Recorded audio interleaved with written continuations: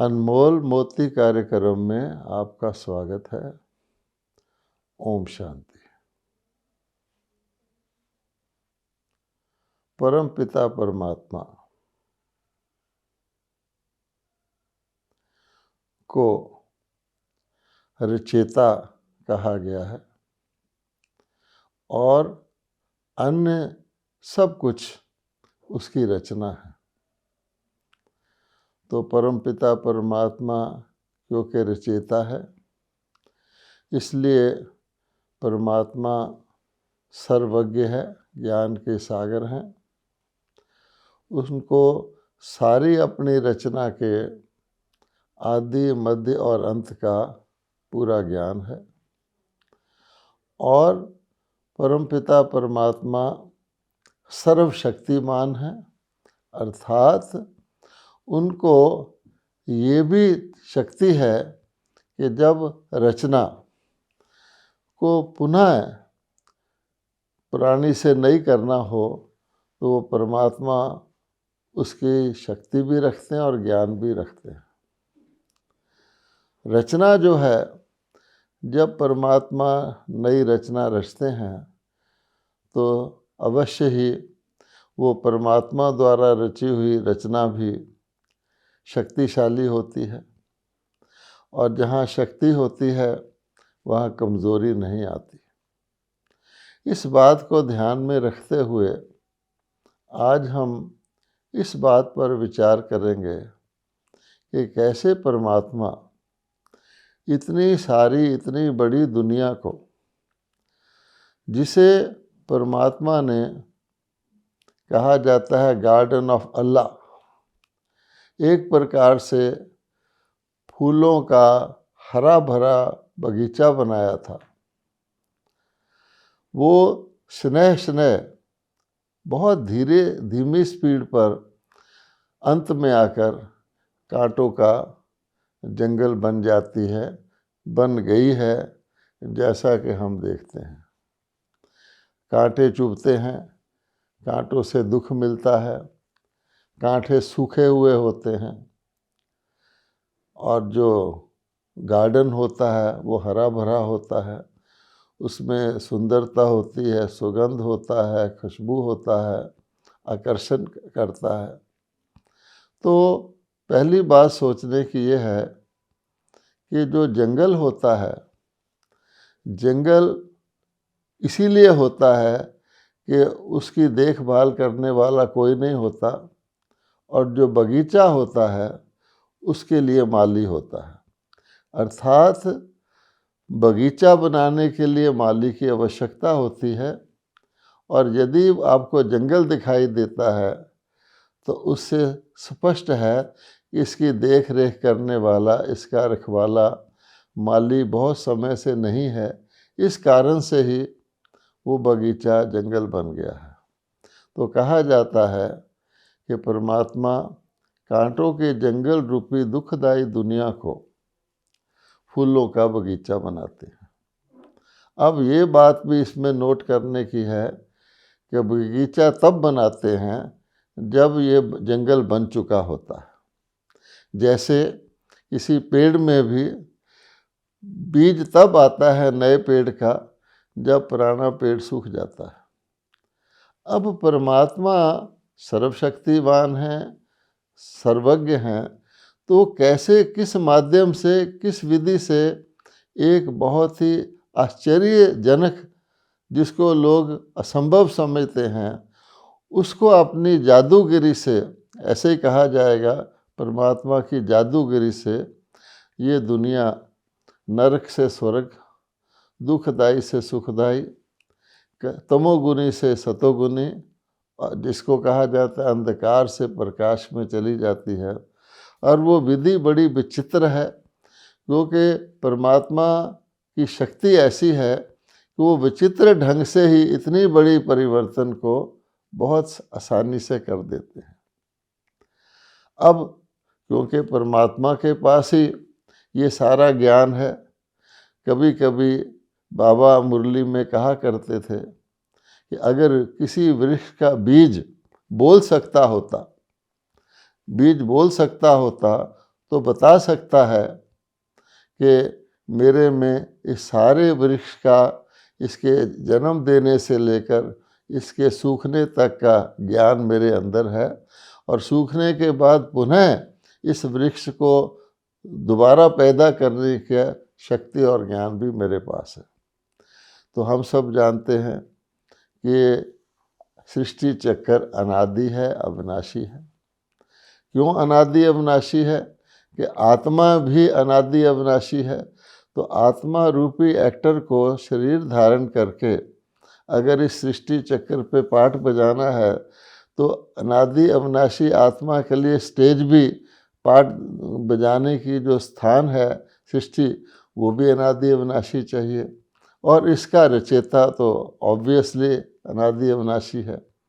अब परमात्मा किस विचित्र ढंग से ये कार्य करते हैं, जो बहुत, वो समझाए तो समझना बहुत आसान है, वो ना समझाए तो उसको समझना मुश्किल ही नहीं बल्कि असंभव है। तो आज हम इसी बात के ऊपर थोड़ा विचार करते हैं कि रचयिता अपनी रचना को अपने बारे में और रचना के आद्य, मध्य और अंत के बारे में ज्ञान दे सकते हैं और देते हैं, क्योंकि उनका ज्ञान है ही रचना के लिए।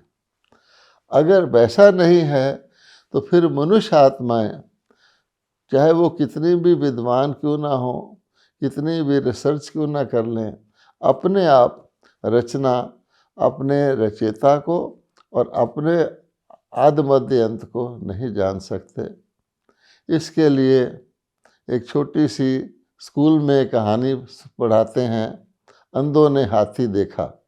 इस प्रकार से वो एक कहानी सुनाते हैं कि कुछ अंध विद्यालय के अंधे उनको ले गए हाथी दिखाने के लिए, और उन्होंने, क्योंकि आंखें तो थी नहीं, किसी ने हाथी का कोई हिस्सा पकड़ा, किसी ने कोई पकड़ा, उसको टटोला, उसको अनुभव किया, फिर उनसे पूछा गया कि हाथी कैसा होता है। अब झूठ कोई नहीं बोल रहा, अपने अनुभव के आधार पर ही वो सुना रहे हैं। लेकिन कोई कह रहा है हाथी रस्सी की तरह होता है, उसने हाथी का पूंछ पकड़ा था। कोई कहता है हाथी स्तंभ की तरह होता है, उसने हाथी के टांग को टटोला था। कोई कहता है कि हाथी एक पंखे, हैंड फैन की तरह होता है, उसने हाथी के कान को छुआ था। इस प्रकार से भिन्न भिन्न डिस्क्रिप्शन उस हाथी के दे रहे हैं। झूठ कोई नहीं बोल रहा है, क्योंकि वो नेत्रहीन है, इसलिए कोई भी पूरे हाथी का वर्णन नहीं कर सकता। इसी प्रकार से हम ये नहीं कह सकते कि जो भी हमारे परमात्मा के बारे में लोग ज्ञान सुनाते हैं, जो कुछ बताते हैं, वो कोई असत्य बोलते हैं। ऐसी बात नहीं है। क्या उन्होंने अपनी अपनी जो जो अनुभूति की है उसके आधार पर वो सत्य ही कह रहे हैं, लेकिन संपूर्ण सत्य कह ही नहीं सकते, क्योंकि वो रचना है, और रचना को अपने रचयिता का ज्ञान अपने आप नहीं हो सकता जब तक कि रचयिता उनको बताए नहीं। इसलिए बहुत ही आश्चर्य की बात होती है कि जब 1936-37 में विश्व परिवर्तन का समय पुनः आता है सृष्टि चक्र में, मनुष्यों को तो पता नहीं वो कब आएगा। उस समय परमपिता परमात्मा इस धरती पर अवतरित होकर के वो कहते, मैं जन्म तो लेता नहीं हूँ, क्योंकि मैं इस सृष्टि चक्कर से मुक्त हूँ। जन्म लेना, मैंने रचना बनना, मैं तो जन्मदाता हूँ। वो अवतरित होते हैं अलौकिक और दिव्य तरीके से, जिसका वर्णन भगवत गीता में है कि मैं परमात्मा साधारण मनुष्यों की तरह शरीर लेकर जन्म कर बच्चा बन के माता के गर्भ से पैदा नहीं होता हूँ।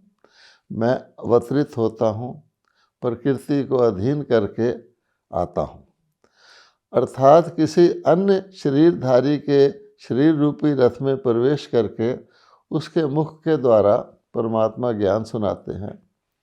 और सबसे बड़ी आश्चर्य की बात है कि जिसके तन में वो प्रविष्ट करते हैं उसको भी पता नहीं होता, लेकिन परमात्मा आकर के उसको साक्षात्कार करवाते हैं और कहते हैं नई दुनिया का जो उन्होंने रची थी, सतयुग का, स्वर्ग का, देवी देवताओं का, राजकुमार राजकुमारियों का करवाते हैं और कहते हैं कि ये दुनिया तुमको रचनी है। वो बड़ा आश्चर्यचकित होता है कि मैं एक साधारण व्यक्ति, चाहे मैं उस आज की दुनिया का गण्यमान्य, मैं एक ज्वेलरी हूँ, पर एक साधारण व्यक्ति मैं इस देवी देवताओं की नई दुनिया को कैसे रचूँगा। लेकिन परमात्मा को पता है कि जो परमात्मा ने नई दुनिया, सतयुगी दैवी स्वर्ग रचा था, सुख की दुनिया, फूलों का बगीचा रचा था, वो मनुष्यों का ही रचा था। देवता, देवी देवता कहते हैं, अर्थात दैवी गुणों वाले, पर शरीर तो उनके मनुष्य जैसे ही थे, आकारी शरीर तो मनुष्य आकृति थी। तो उनके द्वारा ही ये दुनिया धीरे धीरे धीरे धीरे किसी कारण से, वो भगवान बताते हैं, वो नीचे आकर के आज यानी कलयुग के अंत में इस प्रकार के दुख की हो गई। अब भगवान कहते हैं जो इसको नीचे लाने के निमित्त बने हैं, उन्हीं को मैं निमित्त बना के इस दुनिया को फिर ऊंचा स्वर्ग बनाता हूँ। तो परमात्मा उस इकाई से शुरू करते हैं जिसका नाम प्रजापिता ब्रह्मा है। सोचने की बात यह है कि 1936-37 में जब निराकार परम आत्मा शिव ब्रह्मा जी के साकार शरीर रूपी रथ के भ्रिकुटी में प्रविष्ट हुए, उस समय उस शरीर रूपी रथ में दो आत्माएं हो जाती हैं। एक ब्रह्मा जी की अपनी आत्मा जो इस शरीर को चलाती है, शरीर की मालिक है, और उसके साथ में उस रथ में परमात्मा एक जैसे टेम्परेरी उसका आधार लेकर के उसमें अवतरित होकर के ज्ञान सुनाते हैं। अब परमात्मा इतना गहरा ज्ञान तीनों कालों का, तीनों लोकों का, उसके मुख द्वारा उनको भी और कुछ अन्य आत्माओं को भी, जिनको परमात्मा जानते हैं कि जो हर सृष्टि के चक्कर के कल्प के अंत में निमित्त बनती हैं, उनको भी उनके कलयुगी शरीरों के द्वारा सुनाते हैं। और वो ज्ञान सुनते सुनते एक जिसको ब्रह्मा भगवान बनाते हैं, उस समय कोई व्यक्ति उस ज्ञान को समझ नहीं पाता है। और जो वो बातें बताते हैं कि स्वर्ग के महाराजा महारानी, राजकुमार राजकुमारियाँ आकाश से सितारे की तरह आत्माएं उतरते हैं, धरती को टच करते ही वो राजकुमार राजकुमारी बन जाते हैं। फिर उनको एक बहुत भयंकर और भयानक विनाश का साक्षात्कार भी कराते हैं। सारी दुनिया तबाह हो रही है, जैसे कि बिल्कुल विनाश का सीन जिसको क़यामत कहते हैं, वो भी भगवान दिखाते हैं। वो भी वो समझ नहीं पाता। और 1936-37 में परमाणु शस्त्र भी नहीं बना था, जिसके द्वारा विनाश का सीन भगवान ने उनको दिखाया। उस समय कोई भी व्यक्ति धरती पर, देवी देवता तो क्या, एक शुद्ध पवित्र कलयुग की दुनिया में आत्मा भी नहीं था। लेकिन उस ज्ञान को सुनाकर अकेले ब्रह्मा के द्वारा परमात्मा ने, आज अगर हम देखते हैं, आज के दिन में इतनी बड़ी मनुष्य आत्माओं की जो कलयुगी ही थे, उनके अंदर वो ज्ञान भर के सुनाकर, योग सिखाकर, उनको धारणा करवाकर, उनके लिए एक अलग ही अलौकिक दुनिया तैयार कर दी। उनके जीवन को अलग ही अलौकिक बना दिया, जो कि अब अनेक प्रकार की जो कलयुगी, जिसको मिलावट कहें, जिसको अवगुण कहें या विकार कहें, जो उन आत्माओं में आ गए थे, उसको निकाल करके परमात्मा ने उनको अति शुद्ध, पवित्र, श्रेष्ठ, सच्चे बना दिया। और उसका सबूत क्या है? उसको वो ब्राह्मण कहते हैं। ब्रह्मा जी के मुख से ब्राह्मण निकले, अर्थात ब्रह्मा जी के मुख द्वारा निराकार परमात्मा ने ज्ञान सुनाकर उन मनुष्यों को, ब्राह्मण का अर्थ होता है जो जो परमात्मा के सर्वश्रेष्ठ रचना, जिनको परमात्मा ब्रह्मा जी के द्वारा रचते हैं, उसका कुछ वर्णन भगवत गीता में है कि कल्प के आदि में ब्रह्मा जी ने प्रजा सहित यज्ञ रचा। वो समझते हैं कि अग्नि का कुछ यज्ञ रचा, लेकिन गीता में ही कहा गया है ज्ञान यज्ञ सर्वश्रेष्ठ है। परमात्मा ने ज्ञान यज्ञ रच करके ज्ञान के द्वारा उनको ऐसा बनाया कि आगे गीता में कहा है कि उस यज्ञ से देवता उन्नत हुए और वृद्धि को पाए।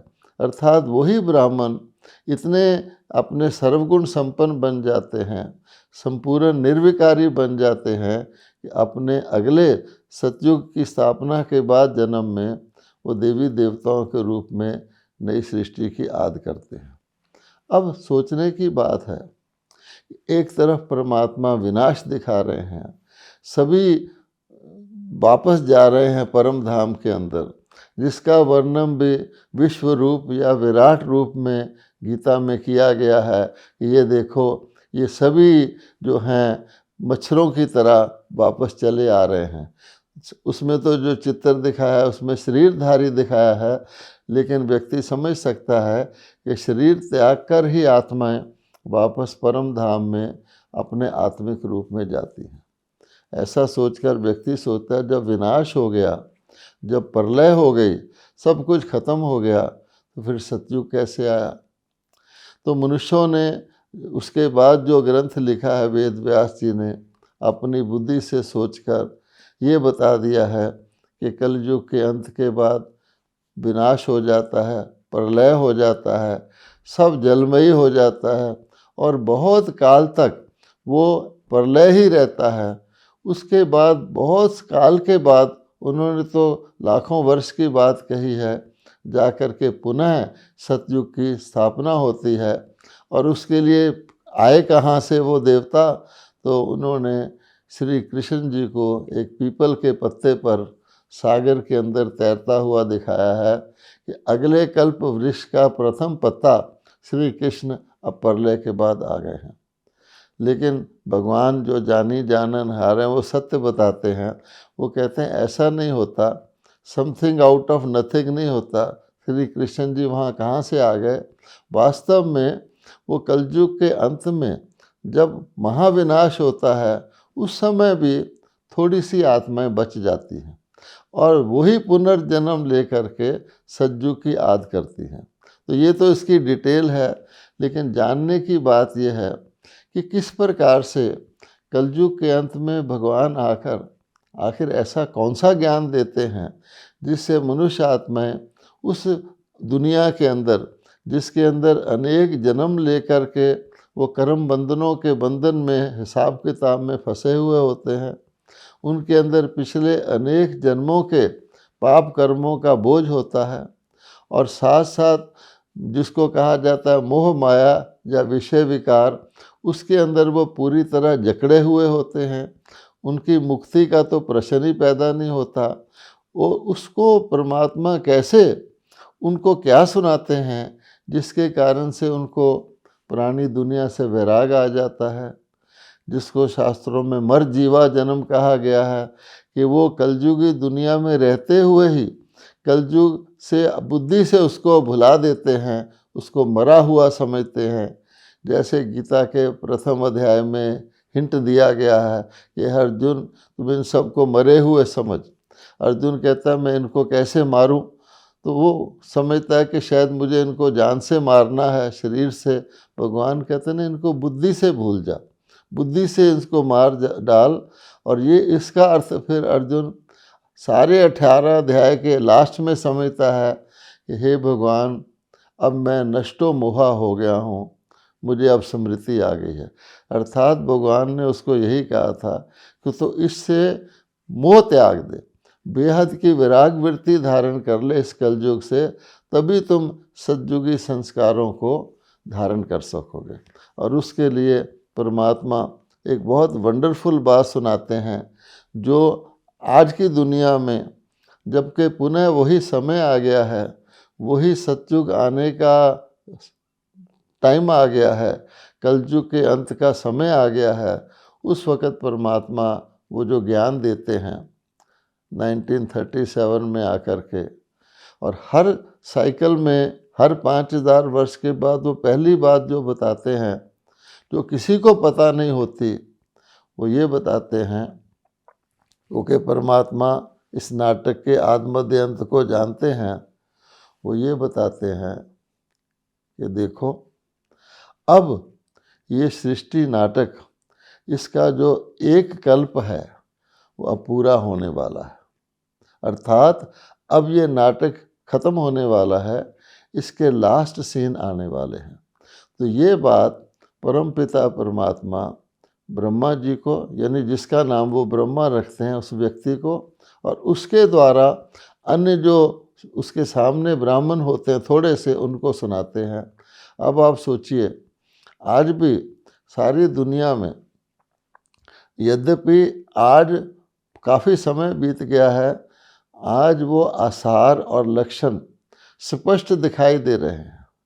भगवान उनको क्या कहते हैं कि देखो, अब ये दुनिया कांटों का जंगल बन गई है, अब इसमें नियम मर्यादाएं, कर्मों की असूल वगैरह सब उल्लंघित हो चुके हैं, सब मर्यादाएं टूट चुकी हैं, चाहे वो मानव की मर्यादाएं हैं, चाहे वह प्रकृति की मर्यादाएं हैं। हर प्रकार का जिसको हम कहते हैं भ्रष्टाचार अति पर पहुंच चुका है, भगवान उसको बताते हैं। और अब ये नाटक अंत होने का है, क्योंकि जितना ज़्यादा इसको बढ़ाया जाएगा, अगर भगवान कहते हैं मैं दयालु होकर बढ़ाऊं भी, तो इसमें मनुष्यों का दुख ही बढ़ेगा, और असहनीय दुख ऑलरेडी भगवान कहते हैं जो गरीब लोग हैं, मेजॉरिटी लोग हैं, वो महसूस कर रहे हैं, और जो गरीब नहीं भी हैं वो भी अनेक प्रकार से, अन्य प्रकार से दुखी हैं। हॉस्पिटल्स में जाके देख लो, दुनिया के अंदर अस्वच्छता देख लो, पानी पीने के लायक नहीं रहता। उस समय तो फिर भी पीने के लायक था, लेकिन भगवान इन एडवांस बता देते हैं अब ये दुनिया जीने लायक नहीं है। इसमें गरीबों की, दुखियों की पुकार कोई गौर से सुने तो सुनाई दे रही है, और भक्तों की, जो भगत हैं वो ढूंढ रहे हैं भटकने की, उनकी आवाज़ भी सुनाई दे रही है। तो जब भगवान ये बात बताते हैं कि अब ये नाटक अंत होने वाला है, और वो आत्मा इस बात को समझ जाती हैं, तो उनसे पहली बात होती है, पुरानी दुनिया से बिल्कुल टोटल वैराग आ जाता है, और इसकी तरफ उनकी पीठ हो जाती है, और जो भगवान उनको सुनाते हैं आने वाली दुनिया की बात, वो उनकी समझ में आने लगती है। और दूसरी बात भगवान जो इम्पोर्टेंट सुनाते हैं, वो ये सुनाते हैं कि ये मत समझो कि अगर पुरानी दुनिया विनाश हो जाएगी तो तुम्हारा अस्तित्व भी ख़त्म हो जाएगा। अगर व्यक्ति को ये हो कि नाटक एंड होना है और उसके साथ मुझे भी विनष्ट हो जाना है, तो उसे वैराग वृत्ति नहीं आएगी। वो कहेगा अंत होने से पहले मैं और इस दुनिया को भोग लूँ। नहीं, भगवान उसको कहते हैं, ये बहुत इम्पोर्टेंट बात है जो परमात्मा ही आके समझाते हैं और उसमें निश्चय बिठाते हैं। हमने वो बात सुनी हुई होती है, क्योंकि कल्प पहले की तरह वो चली आ रही होती है परंपरा से, लेकिन उसकी जो गहराई है, उसकी जो सच्चाई है, वो पूरी तरह से मनुष्य नहीं समझते। तो भगवान आकर उनको दोबारा समझाते हैं। जब अर्जुन का संवाद बताया गया है कि मैं इनको कैसे मार दूं, तो भगवान कहते हैं कोई मरता नहीं है, कोई मारता नहीं है, ये शरीर परिवर्तन होता है, वो तो वैसे भी हो जाएगा, क्योंकि हर व्यक्ति अपनी आयु के बाद शरीर परिवर्तन कर लेता है, और कलयुग में तो पूरी आयु का भी भरोसा नहीं होता, मृत्यु लोक है। तो भगवान समझाते हैं सब कुछ खत्म हो जाएगा जो बाहर का है, लेकिन आत्मा खत्म नहीं होती। आत्मा अनादि अविनाशी है, तुम आत्मा हो। जो कुछ तुमने यहाँ आके धारण किया था वो खत्म होगा। परम धाम से जब तुम आए थे, तुम आत्म रूप में ही आए थे, पर तुम आत्मस्वरूप में रहोगे और नए सीन के अंदर फिर दोबारा तुम आत्मा को वो नई चीज़ मिल जाएगी। जैसे एक जन्म में हम सब कुछ छोड़ करके मृत्यु के बाद आत्मा निकलती है, तो अगले जन्म में उसको अपनी आत्मा की जो भी उसकी अंतमति होती है उसके अनुसार उसको अगले जन्म में फिर सब कुछ वो मिल जाता है, शरीर भी मिल जाता है पर नया मिल जाता है, डिफरेंट मिल जाता है। इसी प्रकार से महाविनाश होने के बाद भी आत्माएं रहती हैं। और फिर भगवान कहते हैं कि जैसे बीज होता है, सारा वृक्ष समाप्त हो जाता है, उसके बाद जो बीज होता है उसमें इतनी ताकत होती है, सब कुछ होता है, वो बीज से वो वृक्ष दोबारा पैदा हो जाता है। खट्टे आम का बीज है तो खट्टा आम ही वृक्ष पैदा हो जाएगा। तो ये ज्ञान जब भगवान देते हैं तब व्यक्ति का एक तो कलयुग से पूरी तरह से बेहद वैराग होता है, दूसरे उसको ये भय नहीं रहता कि कुछ समाप्त हो गया। भगवान कहते हैं ये विनाश भी मैं इसीलिए करवाता हूँ कि जैसे अग्नि के अंदर कोई चीज़ तपती है तो उसका मिलावट निकल जाती है, सोने को भी मिलावट वाले को अग्नि में डालकर प्योरीफाई किया जाता है। तो ये विनाश इस प्रकार की एक अग्नि है जिसके द्वारा आत्माओं को शुद्ध किया जाता है। तो ये बात जब समझ में आती है तब आसानी से कलयुगी मनुष्य जो है इस पुरानी दुनिया से पीठ मोड़ करके और नई दुनिया का जो ज्ञान भगवान देते हैं उसको धारण करने लगते हैं। ओम शांति।